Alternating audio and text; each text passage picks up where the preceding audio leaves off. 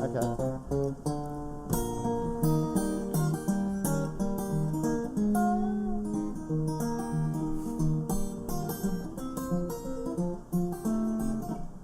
It's Happy Hour from Central City, New Orleans. Hello, I'm Grant Morris. Happy Hour is part of the family of shows at the podcast network.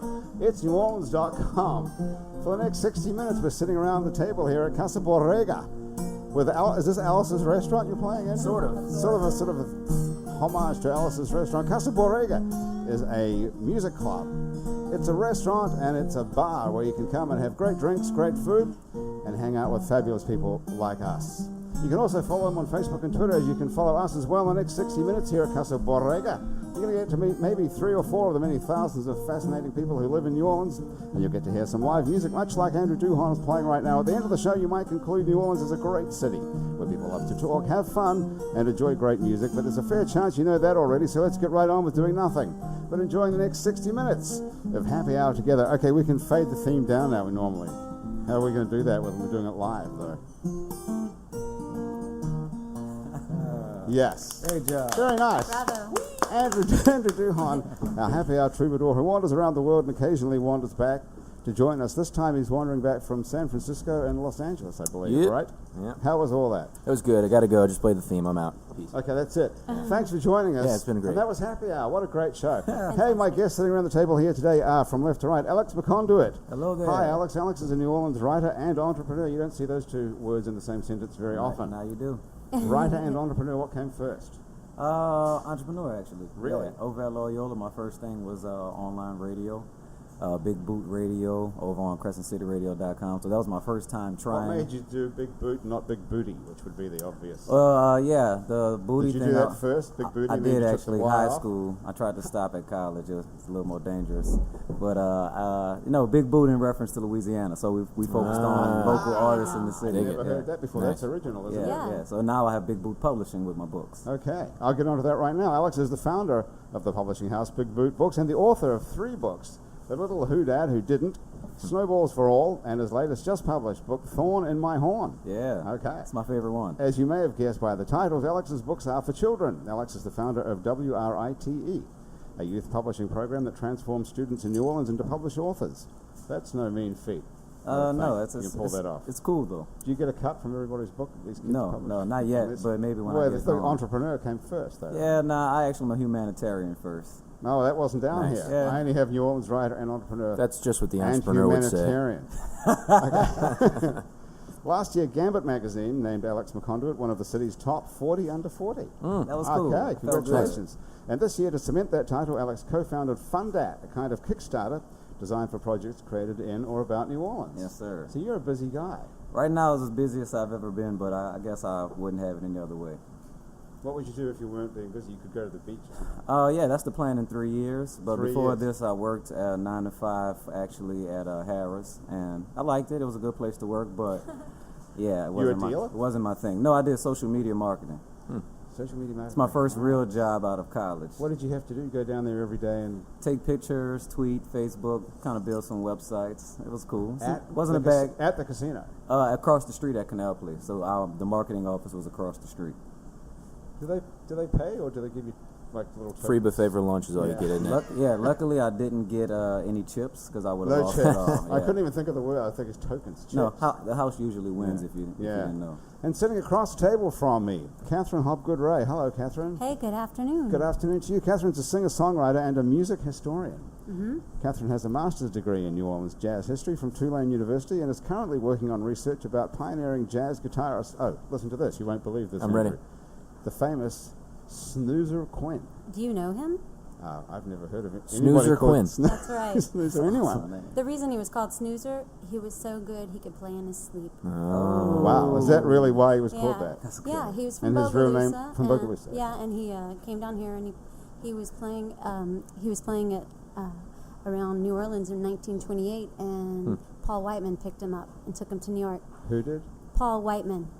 He was the king of jazz, the self-proclaimed and popular media named king of jazz. Paul Whiteman was. Was he white or black? White. He was a white He man. picked Snoozer up, and Snoozer was white too, and he took him back to New York City. But the problem was Snoozer, who was a country boy, also had a misshapen head, kind of shaped What like did a it look big. like? like flat on the back with a big squishy shape. He was very, very shy. And the important thing about Snoozer in terms of guitar history is that he was the first solo jazz guitar player. So while Eddie Lang and Lonnie Johnson were playing guitar solos, Snoozer was also playing guitar solos, but he was playing all three parts on a guitar at once, which really didn't start happening until the 40s or 50s. What are the three parts exactly?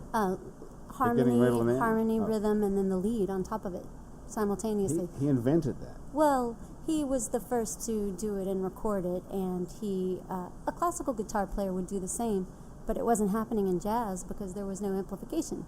So who got the credit for inventing that? A Snoozer Quinn? Nobody really got the credit, but that was the argument of my thesis, was that he was the very first. Are there recordings of Snoozer? There are, but they weren't made until 1949 when he was dying of Oh, bummer. tuberculosis. Yeah. Exactly. I am searching for them. Yeah. Victor recorded him in 1928. They're in the vaults. Cool. So Yeah. somebody's got them. The They're- Victor recording But company. you has have not heard them either. No. Wow, that's they're cool. in a warehouse languishing probably in Camden, New Jersey. We've narrowed it down from nothing to already a warehouse in Cameron, New Jersey. So We've only great. been talking for a minute. So figure this out. Yeah, what's stopping you? I have to say I'm not even here to talk about Snoozer, so Well, that's what you thought, apparently, but Yeah. we've got different ideas. I'll talk about him whenever I can. Yeah. So he had a misshapen head and tuberculosis. And Where did he learn to play the guitar like this? he learned to play it in Bogalusa, and they were in the early jazz bands on the North Shore. He was hearing people like, well, I don't know. He was hearing all kinds of influences because Bogalusa was a crossroads. You had like the tin shows popping up, and then you had all the New Orleans jazz bands going up there. What year was this, by the way? He was playing as early as 1920. 1920. In Bogalusa. Have you guys been to Bogalusa? I've never Alex, been. I need to. Andrew, have you been to Bogalusa? Been to Bogalusa. What do you think of it? It's cool. I've played a bet you couple went- shows and I delivered a couch there. Did you record there? Were you working No, I as haven't a recorded furniture there, no. delivery Oh, wait. job? No, I haven't. Studio Studio in the country. Oh my God, I made my last record in Bogalusa. Fabulous. I didn't even know it. Oh my I knew God. that. Weird. Okay. I knew that. What's in the tamarind drink here that Jess made us? I know. I get Pascagoula and Bogalusa confused. Similar I delivered a couch to Pascagoula. I recorded an album in Bogalusa. Close. So, Studio in the Country is where you made the Moorings. Yeah. Which is a beautiful album, by the way, if you haven't heard it. Thanks, dude. And how long did you spend there then? Weeks? and Oh, no. It was 3 days of initial tracking, so, 3 Where days. do you stay? Is there a place to stay at the studio? Yeah. So So you just hang out in the country. So the Bogalusa is like a sort of a musical mecca. Stevie Mecca. Wonder, Kansas, Foreigner, they all Yeah. recorded some of their greatest songs there. It's true. Stevie, yeah. say that slowly. Stevie Wonder. Stevie Wonder, Kansas, Foreigner, This would be a great of question. course, Louisiana LaRue. They all recorded some of their hits there. There are not much. Thank you. There are not many things in common between Foreigner and Stevie Wonder. I Except wouldn't number think. one records. All recorded in There you go. Bogalusa. Yeah. Marilyn Manson as well. Wow. What drags people down here to Bogalusa to do that? Well, it's Why would it's Stevie the only Wonder- studio in Louisiana that was built from the foundation in an effort to make a studio, as opposed to just a converted building that you turn into a studio. So everything that is studio in the country is catered to recording, and it was back in the day. So when you show up now, it looks vintage. It looks like every shade of brown. It's just the Right. it's just the old school studio, and it's a beautiful thing. You don't get many of those. When did they build that then? Do you know, Catherine? I want to say the early 70s. Yeah, it was back when people were getting giant record contracts, and you either go to New York or L.A. But there were these rock bands who didn't want to go either place; they wanted to go to the country. So they named it aptly, and That made was a place in the before- country. That was before search engine optimization or anything. They called it Studio in the Country. That would be a great title today, wouldn't it? I could use it for a book, definitely. There you go. Hey, so how did you discover Snoozer in the first place, seeing nobody's ever heard of him except you? He's my It- great-great-uncle. No shit. That's not true. I was born in Bogalusa. Oh, cool. Is there a song called that, by the way? I was born in Bogalusa. Did you I know? but don't know. it's got a ring, doesn't it? Clarence Let's make it Gatemouth up. might have written one. I don't know. And that Snoozer Quinn was my great uncle. Is that what you just said? Yes. Is a Great-great-uncle. great title as well. Cool. Snoozer Quinn was my great great uncle. That even sounds like the beginning of a song, doesn't So it? he's your uncle, but you haven't heard a song he's played yet. Well, I mean, I've heard his hospital recordings. Okay. And I've heard he also recorded with Jimmy Davis, the Cool. singing governor, some country tunes, and I've heard all those. Cool. What's up with the hospital recordings? Is it just him like gasping? He was in the hospital for the last year of his life, dying of tuberculosis. Charity hospital here in New Orleans, And and they let him take a guitar up there and record. yes, one of the founders of the New Orleans Jazz Club, Johnny Wiggs, went up there in 1949 with a guitar and recorded him literally on his deathbed. It's quite a romantic story, and they are the only legacy of his jazz performance. So he was so good that they were like, we have to get this down. Yes. Oh, that's Yes. amazing. That's And did amazing. you write a PhD thesis about this? No, master's thesis. I will never write a PhD dissertation after writing my master's thesis. It's enough already. Nice. But you were still a music historian today. Well, I consider myself a music historian, yes. Well, I consider myself a genius, but Well, that doesn't mean anything. Are you actually a music historian? yes, because I keep writing about music, and I've been writing about music since 2000.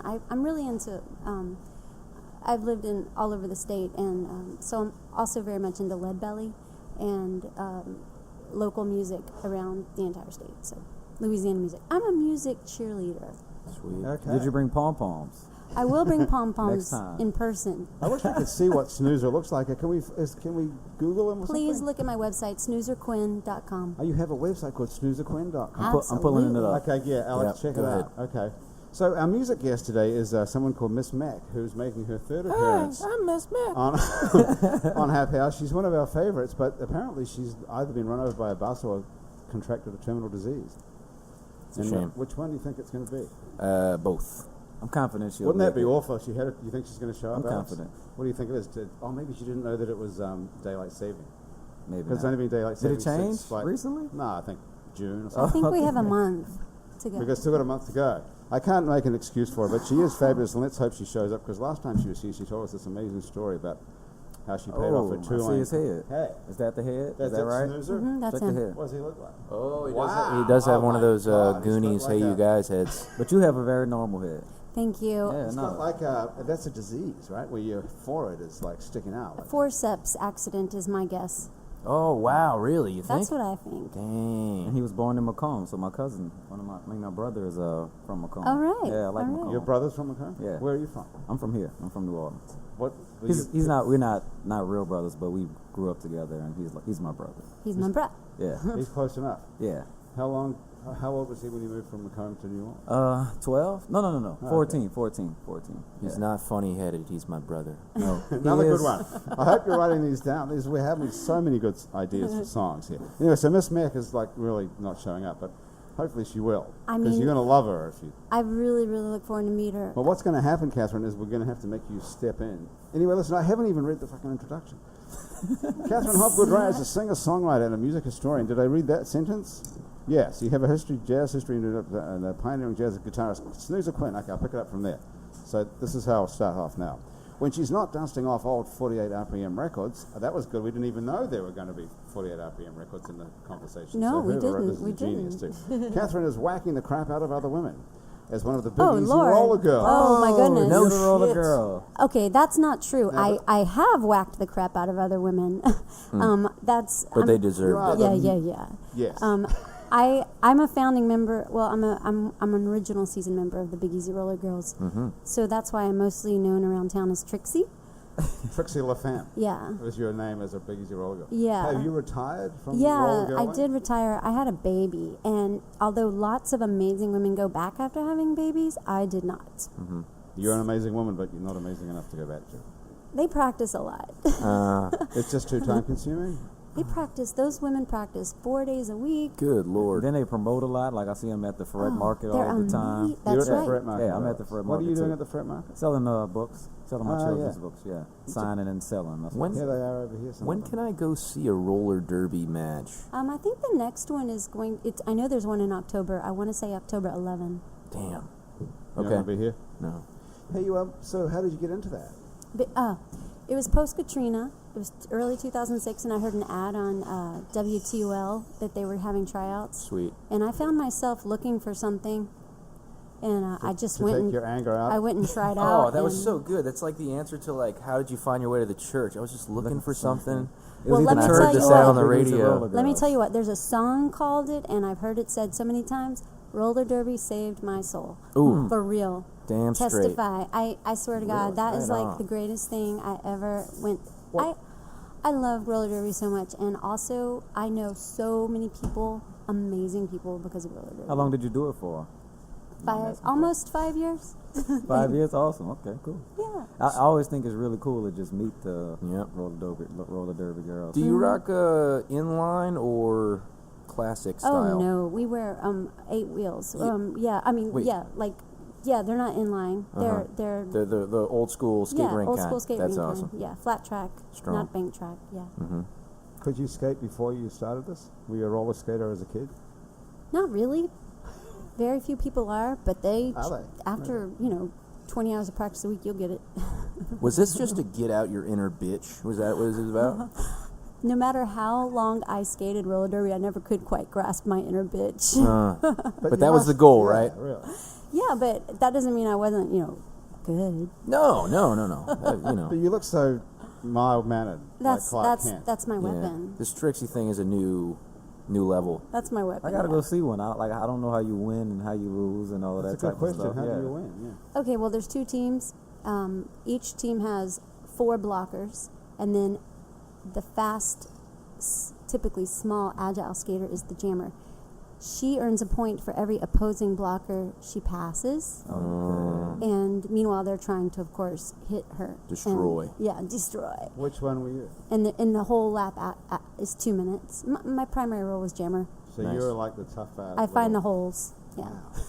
It's great. If you haven't been, visit their website, I BigEasyRollerGirls.com. need It's to go. amazing. And are you I like gotta go. you're hitting other girls as you go around to try and push them out of the way? Heck So- yes. so Look, I'm not a bitch, but I am very aggressive. Like, I love hitting people, and in fact, for years I had a problem my husband. I hit him all the time. Nice. hit 'em all the time. Like, if he's in my way, I just deserved like it. boop, hit him with my hip, and he can fall over. It's amazing. Natural, You just learn how to use your weight. What happens when you hit people? Do they ever hit you back? I mean, in real life like that, does your husband turn around and whack you? Oh, well, it comes in handy at Mardi Gras because you can move through a crowd, knock people over, and they never Right. know what happened. No. He just is like, hey, you're booty blocking me. Stop. And I'm okay, sorry. But the thing that is so cool is that you would be walking down the street and find yourself bowing up to protect your friends and family once you've been doing roller derby because you feel that confident. Nice. Do you get in any fights, Alex?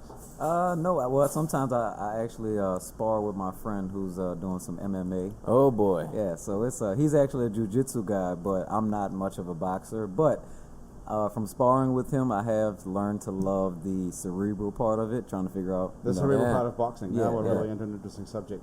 What would that be? Just trying to dodge.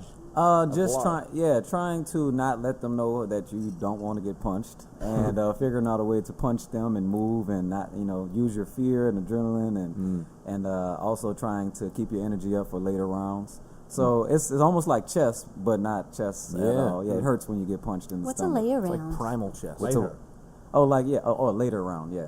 Oh. Yeah. So we What did you think he said? Lay Oh, around? I thought he said lay around like it was a special Oh, move. Like a lay around. I That gotcha. would've- okay. I'm gonna come up with that though. Actually, he doesn't probably know about the lay around. I can hit him with that. How often do you do that now? I haven't in a little while, but we were going like every once a week. I guess probably as much as I can take because we. Can I actually go on punching YouTube and each find a other. video of you getting laid out? Is that what you're saying? You can go on Instagram and see me doing pretty well against somebody Alright. else. Another guy came to spar, and I held my own. Actually, On it's on- Instagram, like a video? Oh, you know what? It's on Vine. It's on Vine. Vine. Oh, Fine, so- like a yeah, 6-second it's on- video.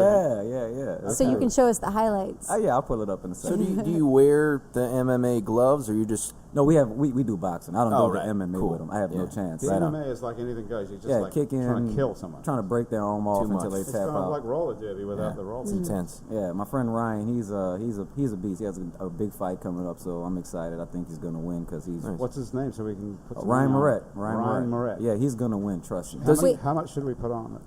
If you got 10,000, if I had 10,000, I would put it on 10. Wait, I would where put are it they all on. boxing You at? heard it doing- here, folks. Yeah, MMA at so I don't even work with this company, but there's an MMA fight at Harrah's November 8th. It's our MMA. I don't know the card yet, but he's fighting.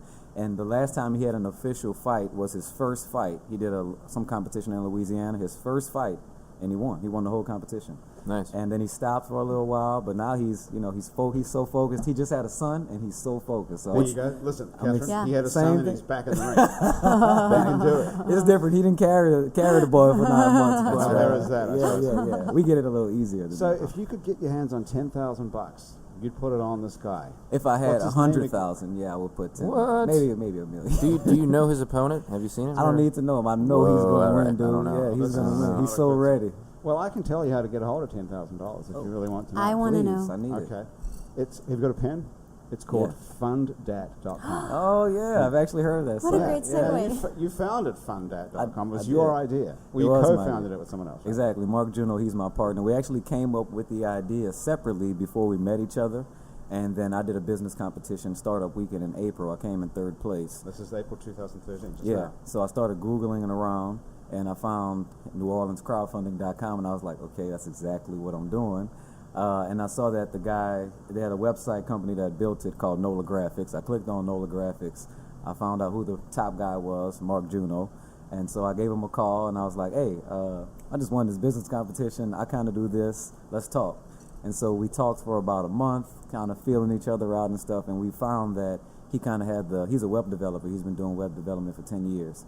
And we found that he had the website and the technical side all figured out. And I went to school for marketing. I worked in marketing. I'm an author and entrepreneur.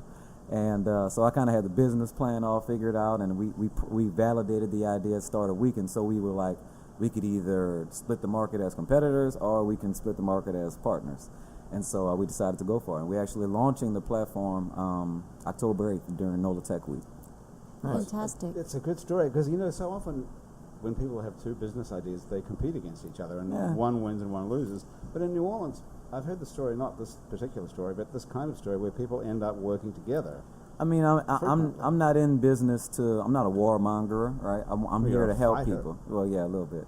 But I'm here to help, just along with my books. So I take my books and I go and read, and I help kids publish books, and it's educational and empowerment aspect to that. And it's the same thing with Fundat. So to let people know and to educate people on how they can get access to the funds that they need to want to start something is an amazing thing. We need $10,000 to bet on this guy. Let's figure it out. We can come up with a good project What's and the some good angle? rewards.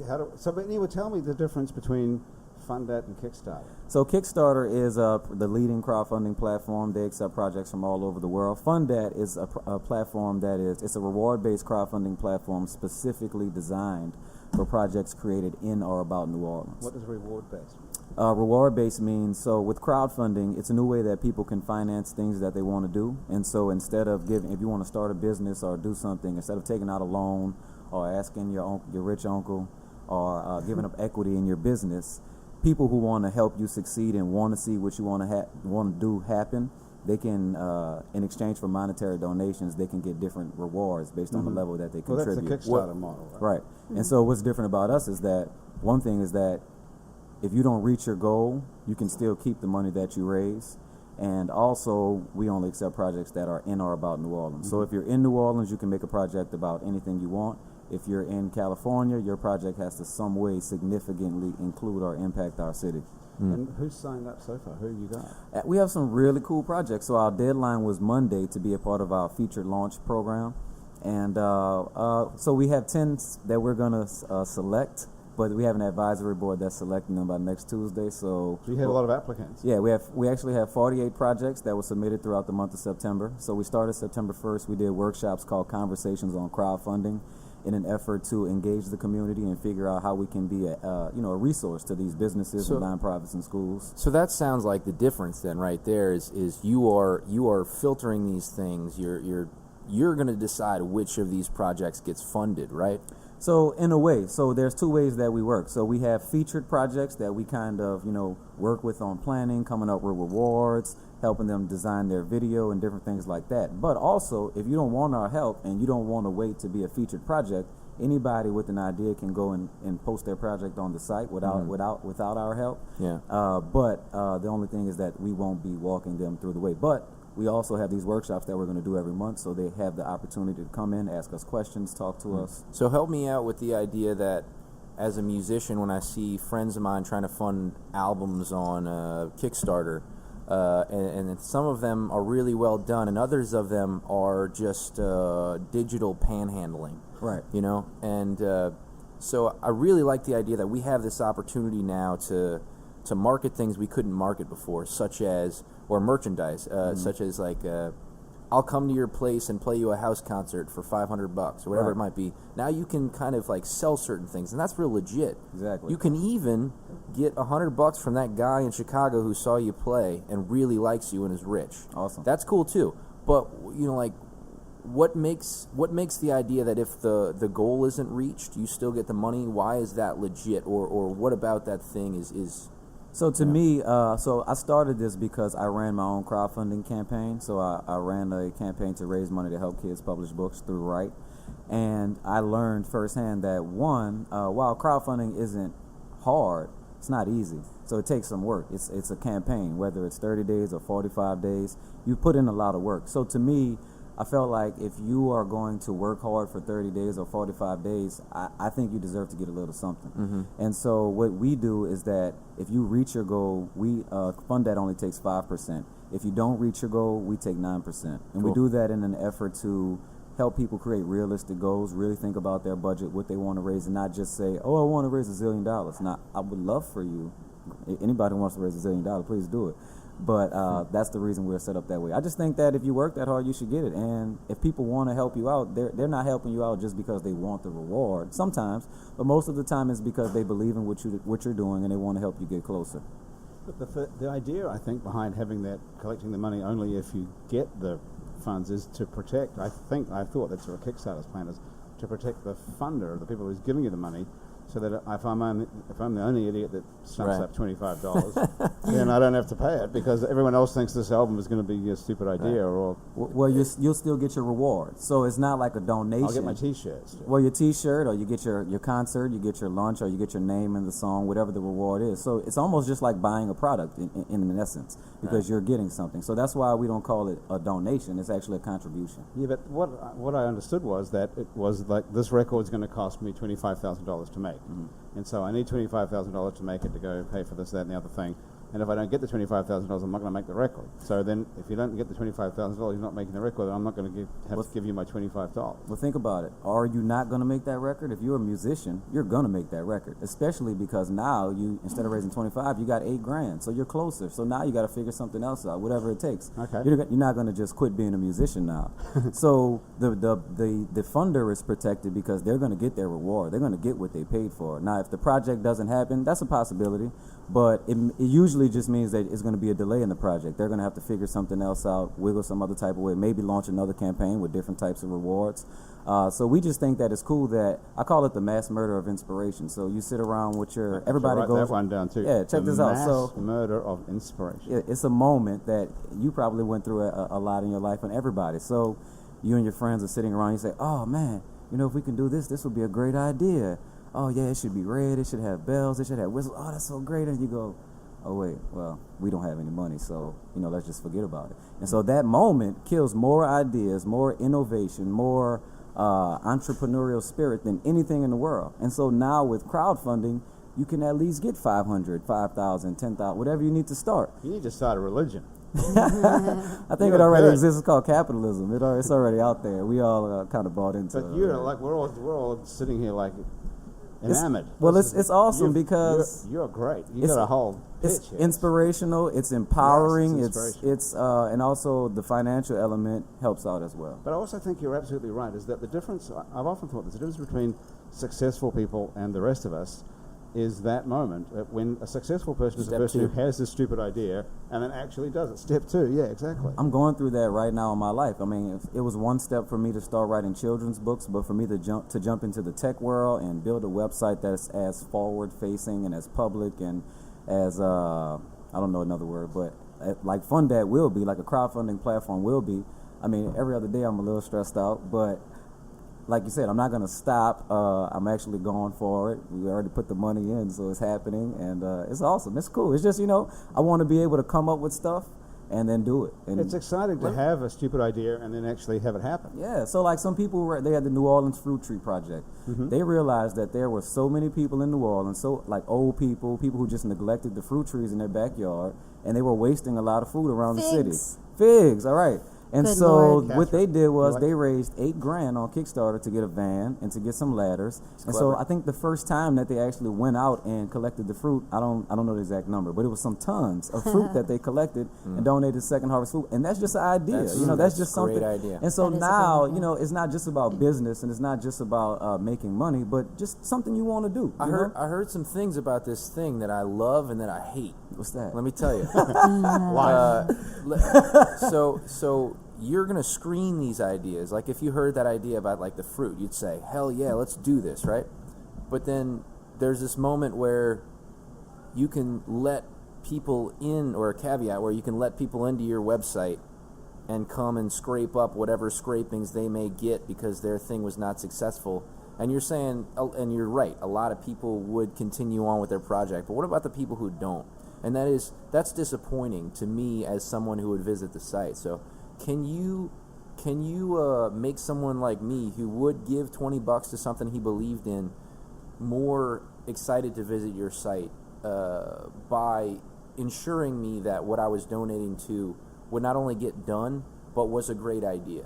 So the one thing that we can do is that what we're going to go out and do, and my plan the whole time was that to go out and basically inspire projects. So crowdfunding has been around on the internet for 3 years. It's grown exponentially. Next year it's supposed to be a $16 billion industry, but it's not a household name in New Orleans yet. And so that's the purpose for these workshops, so that we can go out and talk to people and say, hey, you're a school, you need to raise money, you should check this out. So to answer your question, there's nothing that I can do to actually stop fraud, right? But you have to kind of think about it in two ways. So the fraud that would happen would have to be somebody who's on Facebook, on Twitter, on all these different networks where they're promoting and stuff. So that kind of cuts down on your fraud, because it's not like you're totally hidden. Sure, you could be, but if you're not an actual person on Facebook and you didn't make this video where you're actually talking and people are seeing you and know your name and know you're out in the community, then you won't be successful. Now, when you give your $25, how can I protect you? At any point in life, when you invest in something and put 25 or 2,500 or 1,000, it's a risk, and that's what you're dealing with here. Sure. The good thing about it is that usually the investment is something like $25 or $100. Any type of investment you make in life is kind of open to fraud, but it doesn't happen as much as it would seem like it would happen, simply because you're tied to those social networks where people know you and can find you. Yeah. I've been really thinking about what a small town New Orleans is. Because Mark Juneau's your partner, and he Right. was one of the very first sponsors Big Easy Roller Girls had, by the way.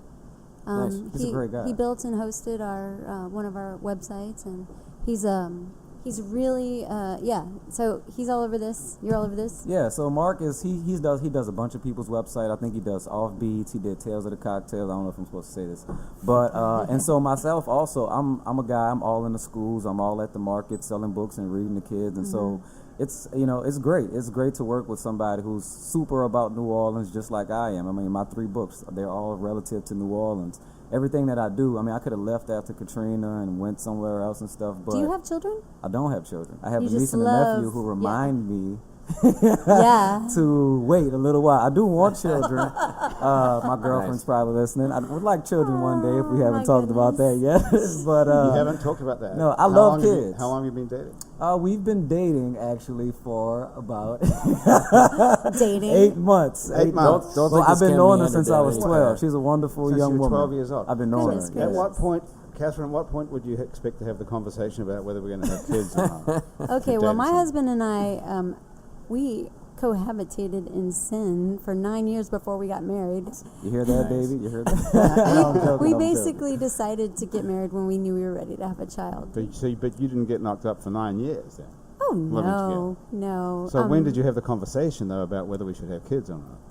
When I finished my silliness. Because I think that's a frightening conversation to bring up on both sides, isn't it, really? You know? Ladies, that's why you should marry older gentlemen. I don't think it's gonna. When we have the if we have the conversation, or when we have the conversation, she's such a good girl. She's such a cool person. She's actually getting her PhD at LSU right now. just such a, you know, if you met this type of woman, you'll be like, yeah, you know, I would stick with that. That's a good choice. That's a great idea. Don't we have those talks? Rarely We really happens. do, yeah. Still not everybody wants to have kids, and if you do, Yeah. and you haven't had that conversation, and she doesn't, Well, you know what? I'm totally down. I mean, I would like to have kids simply because I could keep like my last name going, and I don't know about reincarnation and all of this stuff. Oh, like it's maybe true. you're supposed to have Isn't it? kids to keep Same. it going, but but reincarnation is definitely true, right, Catherine? I kind of believe it. Yeah, see, yeah. there you go. So, it's So true. I'm down with either way. Like if I don't have kids, like I could we could just go wherever we want to go and not worry about it. But then also I don't get to instill these qualities that I think are good about me into another person. Well, if you So- believe in reincarnation, then your child is going to be somebody else. but maybe I don't know. We Right. don't know how it works. I mean, what if it's Well, if you like believe in it, well, I mean, but we don't. We believe in You're totally reincarnation, lost but in we it. it's don't. not going to be you reincarnated because you're alive. So who But who we are you going don't to get? What if it's something about your DNA that's connected to reincarnation, and we just don't really know how it works? And so, if you have a child, it's like you die. And So then your you go line into has that- to be alive for you to be I don't- reincarnated. Oh my goodness. I I don't like know. it. What's I mean, that called? That's called reincarnate Alex. I don't know. I can't even, Reincarnate. I can't follow that exactly. What is that? Can you explain it to me? So How I'm your just DNA saying is that- connected to the spirit world. So DNA is the one thing that we know. We getting into crazy stuff now, but so DNA is the one thing that we know that you actually do pass down to your child, to your offspring. You get some of your DNA. So literally, reincarnation, like scientifically, happens right there. Like you are going into another human body. So I'm just saying, if you don't have a child, then maybe it's over. Like maybe it's just black and it's gone. But if you do have a child, maybe you actually get to keep playing this life game. I recognize some Check that out. spiritual sense of lineage has something to do with your own spirits continuing. I think there has on. to be some science, like there is some physical evidence that has to explain all of these spiritual things that we believe in some type of way. So I think that might, I don't know. Oh my Lord, my reincarnation just walked There in he the is. door. Oh He looks no! just like you. It's your spirit animal. He looks like me? Oh, He does? a little He's bit? a cutie. That's cute. Gee, oh, I love the hair, dude. Looking good, bro. And your husband, is this David, your husband, who works at the zoo? Aquarium. At the aquarium. He's on Twitter, Aquarium Dave. He tweets about sharks and penguins. That's cool. Dave, come on over. Come and sit down. Come on, Dave. Now we've got it. We got an extra mic for Miss yeah, Mac. Yeah, Miss Mac never showed. Does he play the guitar? Oh, you play the guitar, Catherine. We're going to get you to play a song. Actually, Dave and I both play guitar. We met playing music, and we were hosting Songwriters Night in Shreveport. Perfect. Dave, come in. Hey, this is Alex. I'm Grant. And I got a Pleased book to I meet want to you. give the little one. This is Andrew. Excellent. You Yeah, know we have a Catherine book for because him right there. you lived together for 9 years before Who's you the married. fellow her, with the so- finger in his mouth? This is Louie. Louis. Oh, that's the hello, name of Louis. I got to give you the book. That's the name of my character in my book. Oh, Get that's the book. awesome. Yeah, Drag it's the right book there. over Yeah. here. Goodness. Give Speaking it of to which him. book? Thorn in my horn. So I named him Louis. He loves. After Louis Armstrong? Yeah, kind of. And so he loves playing trumpet, but his mom can't stand the noise, so she's a thorn in his horn. So that's yours. Oh, That's that's for you, great. Louis. That's That's your great. book, dude. I got to sign it for you. Oh, before you man. leave. Very Oh, much. thank you. No, that's awesome. Hey, Alex, We what did about it. what about reading a page or something? Oh, Alex? definitely. Can I read my Would favorite you? part? Yeah. Yeah, so Yeah. my favorite Please do. part, and it kind of explains the book. So after he's tried to play for his mom, and she said no and get out a bunch of times, she says, the story says, Louis never stopped playing. He hadn't been home in weeks, and one day Mom noticed, and she took to the streets. You see, she did love her boy, but the horn is so loud for him to practice indoors would have killed her somehow. So that kind of sums up what the whole book is about. So that's Cool. for you, Louis. Very Oh my cool. goodness, That's thank awesome. you Nice so job. much. And it rhymes as well. We Oh love yeah, it. so it's a rhyming book, and then I also wrote music to go along with each scene, so that kids that can play music can either read the book. So he's going to play music, so he can actually He's play all the about book. the trombone. Oh, awesome! Does the awesome. trombone go treble How old clef? is this little kid here? He's Louis? 2.5. 2.5, he plays the trombone. He wants to. Yeah, I played trumpet for a Turns while. everything into a trombone. All right. That's pretty cute. Hey, David, you move into the mic so we can hear you. So I know your name's David because you've got a name tag on your Audubon Institute thing. So what do you do at the aquarium exactly? Well, my official title is volunteer supervisor, but the great thing about the Audubon Institute is nobody has just one job.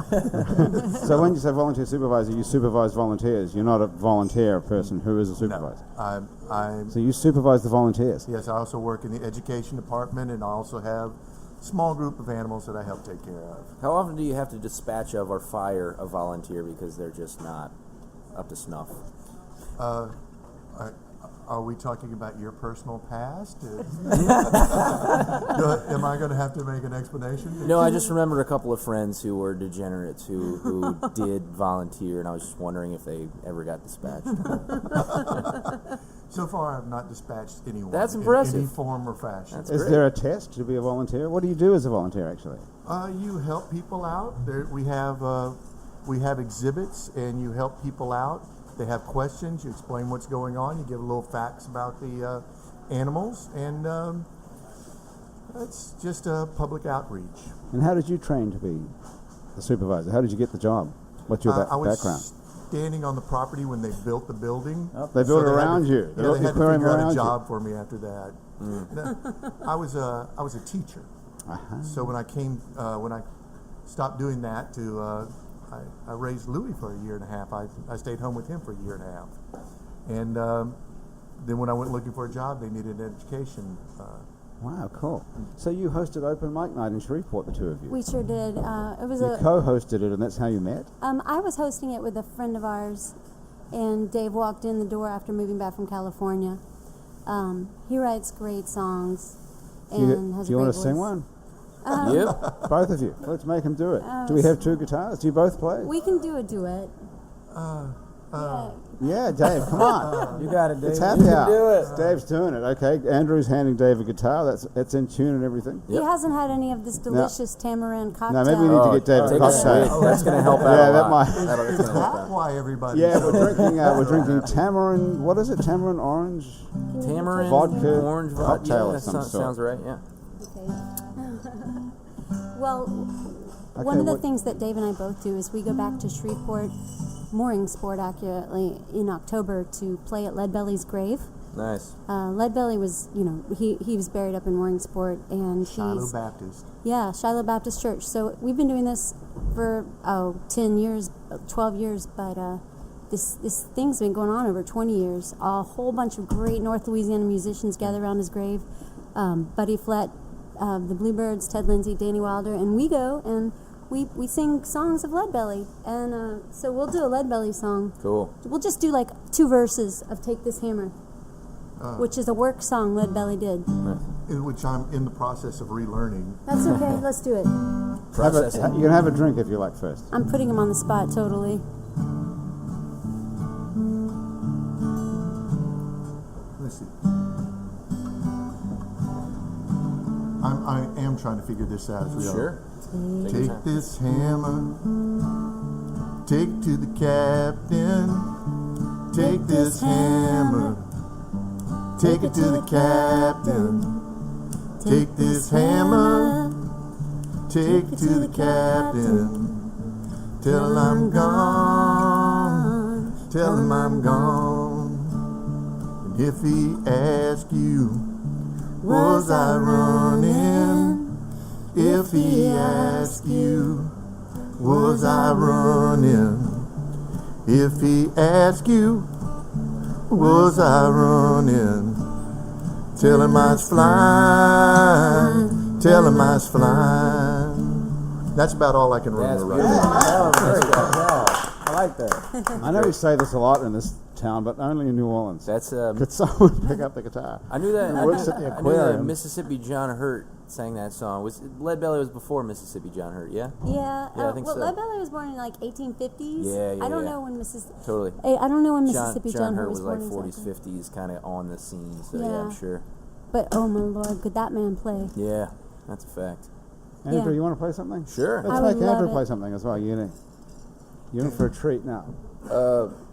So What's your band, Andrew? just me, Andrew Duhon. But I got a band. We just haven't given him a name. But I'd love to give him a name if we ever come up with I one. realized that I heard of you a bunch of times now. Oh, Hearing cool. your name, Andrew Duhon. Yeah, Right on. definitely.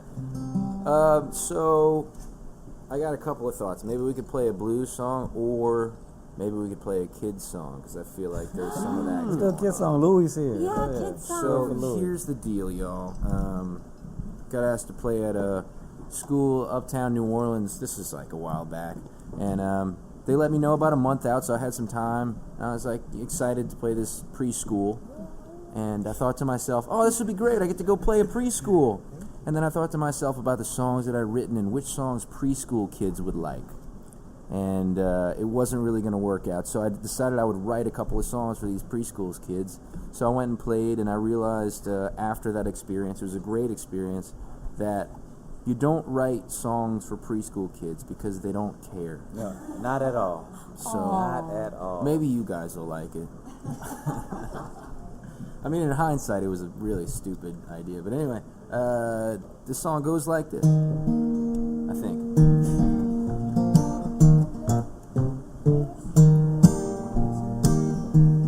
Check this out, Louie. You dig this?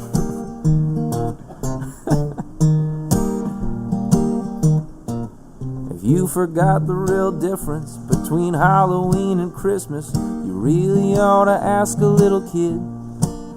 And if you're not quite ready to publicly eat spaghetti, you ought to seek advice from little kids. See, grown-ups are fine and well when you need jars off the top shelf, and they can even usually pop the lid. But if you got a simple question and need simpler suggestions, you ought to seek advice from little kids. If you forgot the wait, that's not right. I'm gonna get it. Here we go. No, I can't remember. So it's best just to go with the whistle solo. It always works with the kids.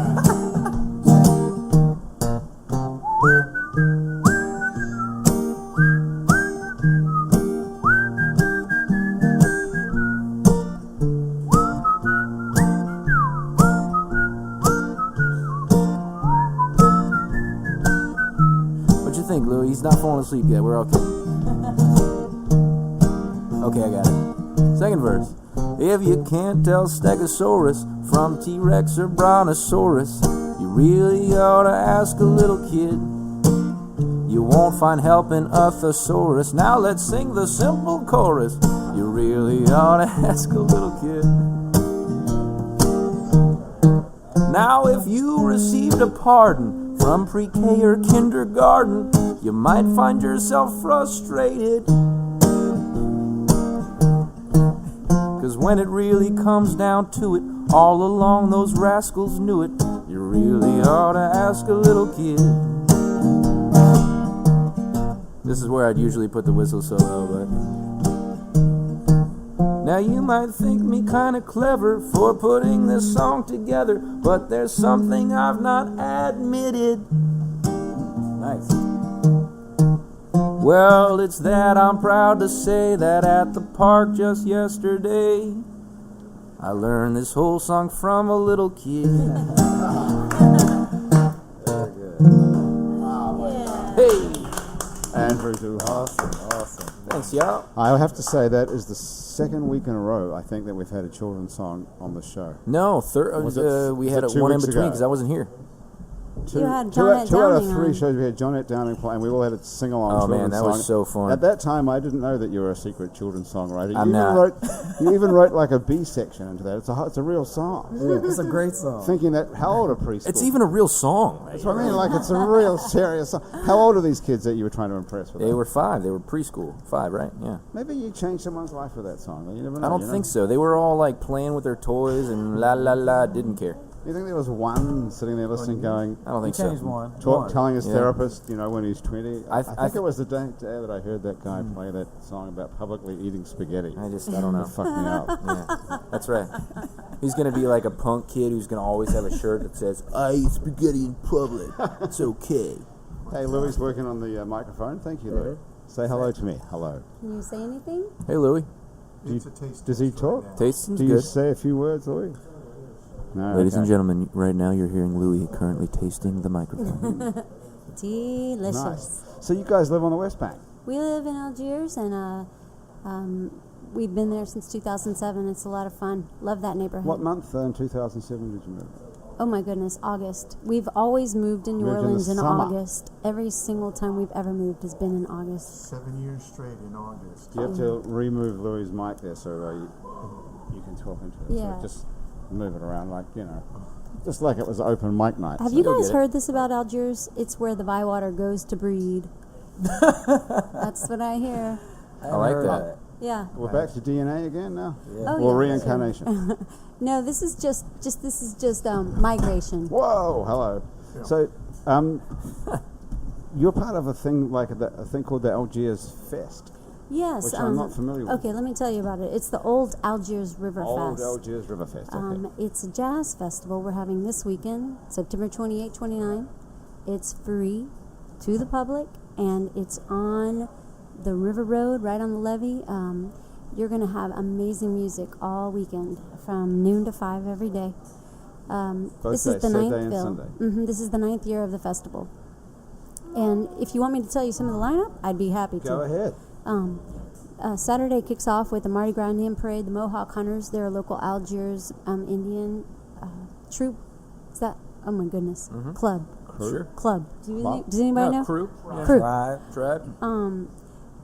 Then the Panorama Jazz Band, Shades of Praise, Anne St. John, Hot 8 Brass Band, and Nicholas Payton closes out the night with Roland Guerin and Johnny Vodakovich. This is like a real deal. Oh my Lord! Is it more than the real So deal? you It's put fantastic. this together? You're a promoter? I'm on the board. I'm the secretary for this festival. I'm new to the board, so it's been going on a long time without me.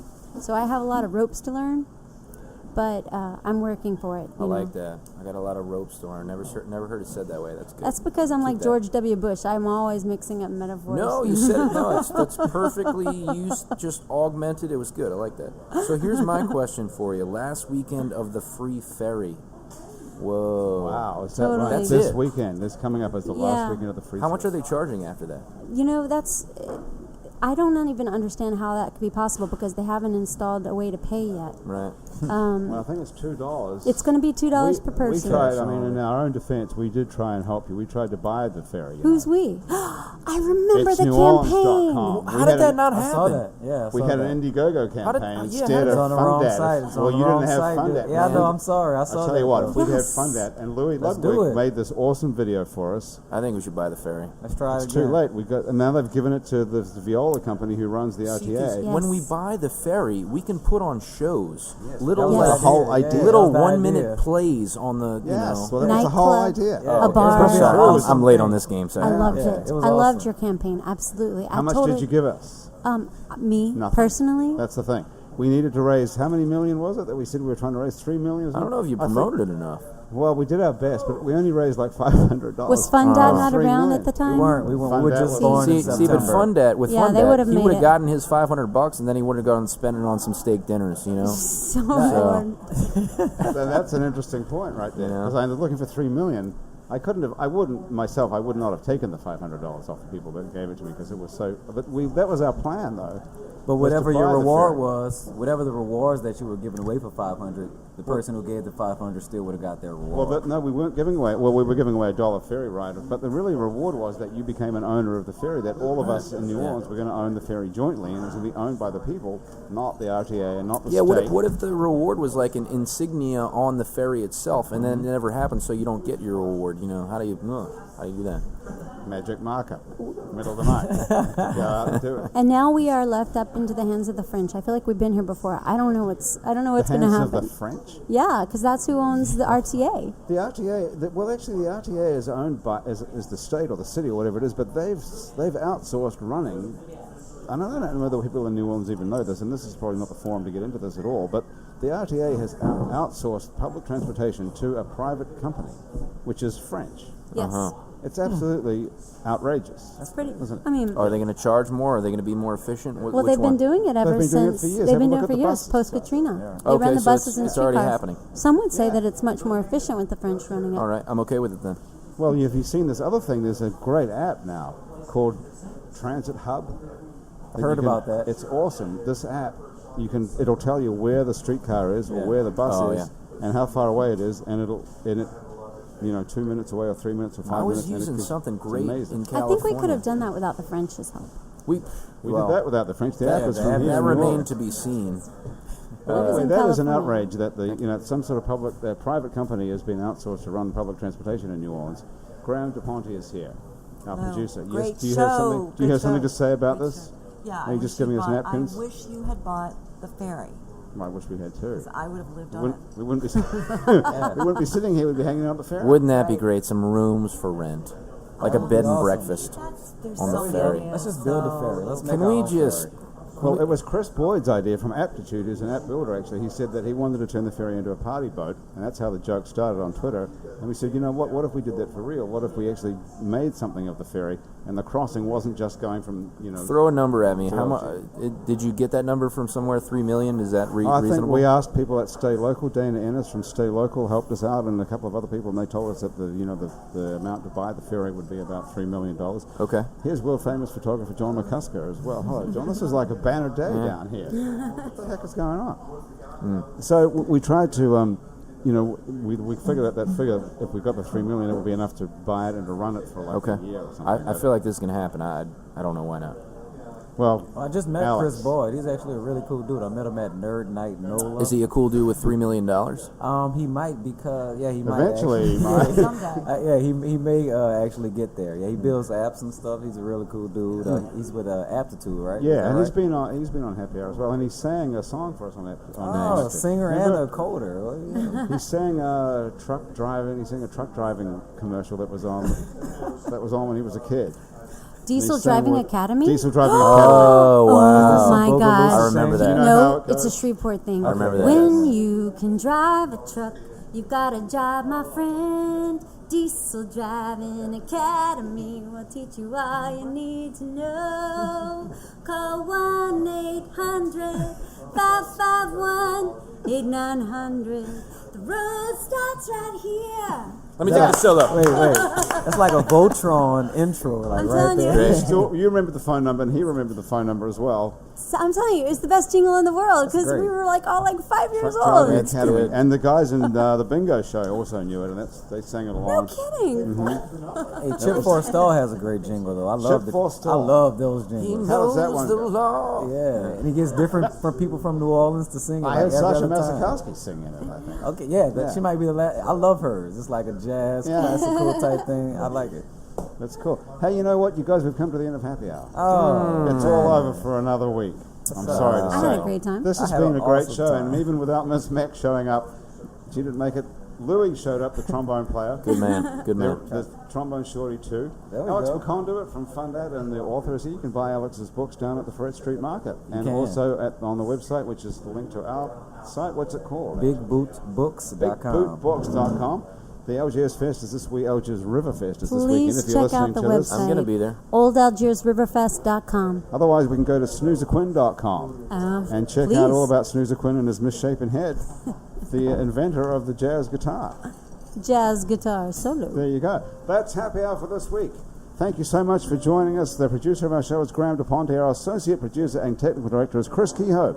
Christian Unruh is our music director. Our theme song was written and is currently being played by Mitch Foreman. The fabulous audio quality of this show is brought to you in part by PreSonus Audio Electronics, who make some of the best audio recording and live sound products around, including Studio One music production software, Studio Live digital mixing consoles, Eros studio monitors, and much more. You can visit presonus.com for all the information about that. If you'd like to be on our show and you actually show up and you can sit around and talk to us for about an hour, our address is on our website. Drop us a line where you can also check out our other Happy Hour shows. There's many more to listen to. We've been doing this for almost 3 years now. Do you realize Damn. that? And we still look just as young as when we started out. Yep. You can also check out Out to Lunch with Peter Raschuti live from Commander's Palace Mindset with psychiatrist Dr. Nick Pajic, True to the Game with the fabulous Chris True and Tammy Nelson. Vietnola, our show about the New Orleans Vietnamese community, and Midnight Menu Plus One with Margot Moss and the man who ate New Orleans, Ray Canada. Keep up with us on Facebook, Twitter, and a bunch of other time-sucking social media as well. On all of it, where it's New Orleans. If you listen to this on iTunes, Stitcher, or another podcast app, take a moment to rate and review us. That helps other people find us. And surely you'd like that, wouldn't you? Our show was recorded live today at Casa Borrega, which is on Aretha Castro Haley Boulevard in Central City, New Orleans. It's a bar, it's a live music venue, and it's an awesome restaurant as well. Happy Hour is a production of INO Broadcasting for itsneworleans.com. For Andrew Duhon, everyone sitting around here at the table. Alex, are you yawning? No, well, not you've been yet. up since 2 o'clock in the morning, though, you know. A little bit. And Chris Kehoe over there on the controls, everyone back at our office, thank you so much for joining us. We'll see you next week on Happy Hour.